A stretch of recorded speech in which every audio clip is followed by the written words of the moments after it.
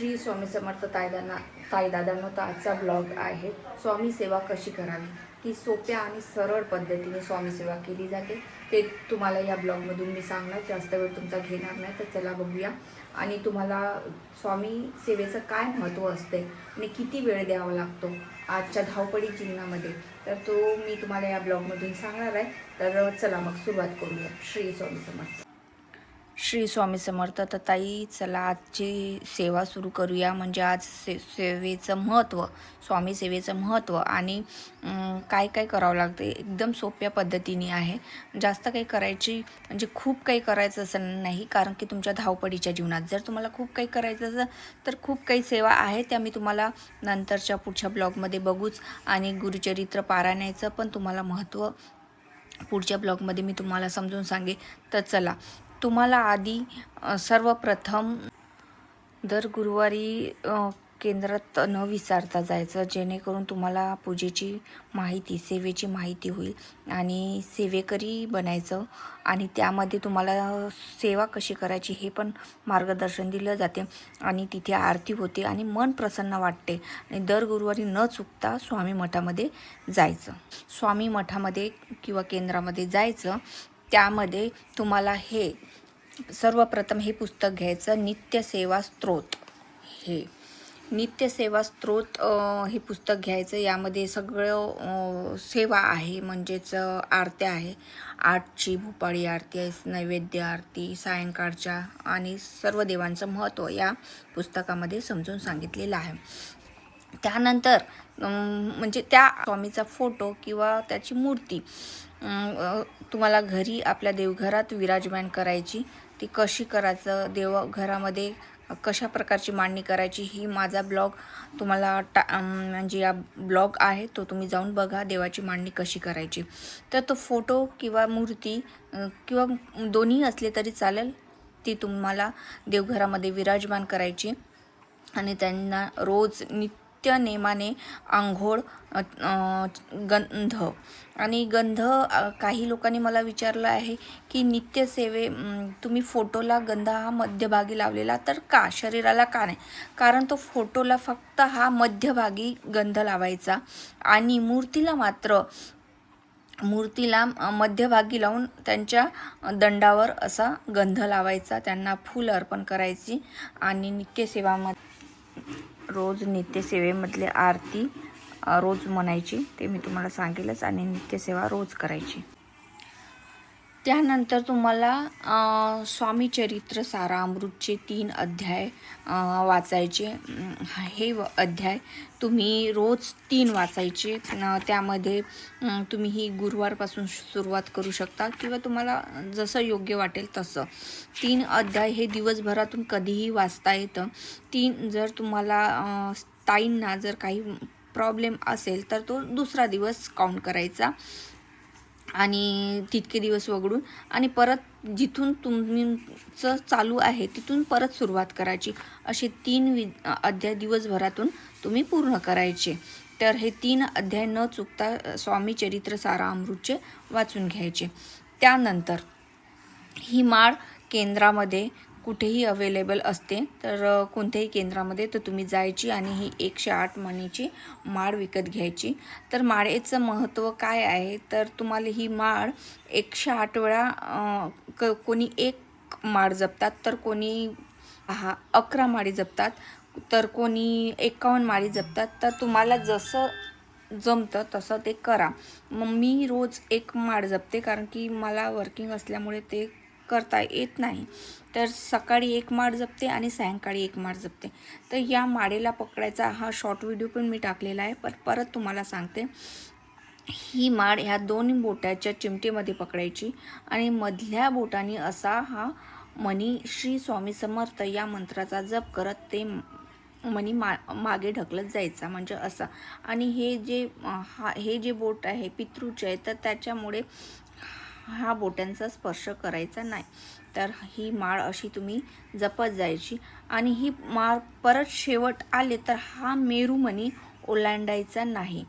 तर हा मेरूमणी ओलांडायचा नाही. इथे माळ संपली तर परत ही पलटवून या मणीपासून सुरू करायचा. म्हणजे हा मणी जर तुम्ही ओलांडला, म्हणजे जर इथे माळ संपली आणि परत तुम्ही इथून सुरू केलं तर ही माळ एकच होईल, म्हणजे त्याची गणना एक माळेमध्येच केल्या जाईल. पण हा मेरू न ओलांडता तुम्ही हा पलटवून घेतला आणि पलटवून माळ तिथूनच परत जिथून संपलं तिथूनच सुरुवात केली तर ती माळ ही दुसरी माळ तयार होते. तर श्री स्वामी समर्थ, श्री स्वामी समर्थ अशी माळ जपायची. तर हा सोपी सेवा आहे. न विसरतात धूप, बत्ती, दिवा हा स्वामीला अर्पण करायचा. जो काही आपण रोज खातो त्याचा नैवेद्य अर्पण करायचा. स्वामी सेवेमध्ये लिहिलेलं आहे नैवेद्य अर्पण करताना कोणते मंत्र म्हटले जाते.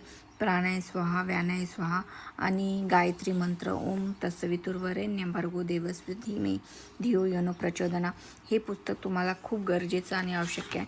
यामध्ये तुम्हाला सगळ्या सेवेचं महत्त्व, सगळ्या देवांचं महत्त्व, कोणत्या वेळी काय केली, कोणत्या दिवशी कोणती सेवा केली जाते. जशी एकादशी म्हणजेच एकादशी या दिवशी कोणती सेवा केली जाते, पौर्णिमेच्या दिवशी कोणती सेवा केली जाते, पौर्णिमेच्या दिवशी सत्यनारायणची पूजा केली जाते. ती सत्यनारायणची पूजा कशी, त्याचा पण मी ब्लॉग एक दिवस नक्की टाकेल. पौर्णिमेची सेवा कशी केली जाते त्या दिवशी. आणि या प्रकारे प्रत्येक सेवा दिलेली आहे, सेवेचं महत्त्व सांगितलेलं आहे. त्यानंतर तुम्हाला सांगते, तुम्ही पूजा करायच्या आधी ताईंनी तुम्हाला या सेवेमध्ये दिलेलं आहे, ताईंनी श्री सूक्त वाचायचं पूजा करायच्या आधी आणि दादांनी पुरुष सूक्त वाचायचं. ताईंनी श्री सूक्त वाचायचं आणि पुरुषांनी पुरुष सूक्त रोज पूजा करायच्या आधी, म्हणजे आपण सेवा करण्याच्या सुरुवातीला हे वाचून घ्यायचं. नंतर आपण दिवाबत्ती, धूपबत्ती लावून पूजेला सुरुवात करायची. त्यांना फूल आवडतात, स्वामींना फूल अर्पण करायचं आणि याचे 3 अध्याय वाचायचा.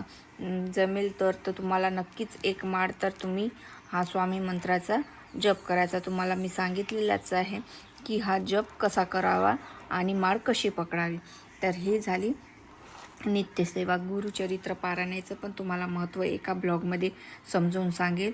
आणि तसंच तुम्हाला पौर्णिमेचा आणि एकादशी या दिवशी कोणती पूजा केली जाते हे पण तुम्हाला सांगितले जाते. आणि स्वामीसेवा ही प्रत्येकाची वेगळी असेल कदाचित, मी म्हणत नाही, पण हे अक्कलकोट निवासी ब्रह्मांड नायक आहे.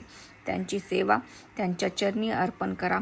जर माझ्या शब्दांमध्ये काही चूक भूल झाली असेल तर ती माफ करून स्वामी चरणी अर्पण करते मी. आणि परत ही साधी आणि सोप्या पद्धतीची सेवा आहे, ती तुम्ही नक्की करा. आणि खूप काही अवघड नाही. जास्तीत जास्त तुम्हाला 15 मिनिटाचा वेळ हा स्वामीला रोज दिवसातून एकदा देऊ शकता तुम्ही. सायंकाळी हा जप करायचा, एक माळ जपायची आणि जर उरलेले अध्याय असेल तर ते पूर्ण करायचे. जे आपण दैनंदिन जीवनात खातो ते स्वामीला नैवेद्य अर्पण करायचा. तर अशी ही सोप्या पद्धतीची स्वामी सेवा आहे. तर कसा वाटला हा ब्लॉग, तर तुम्ही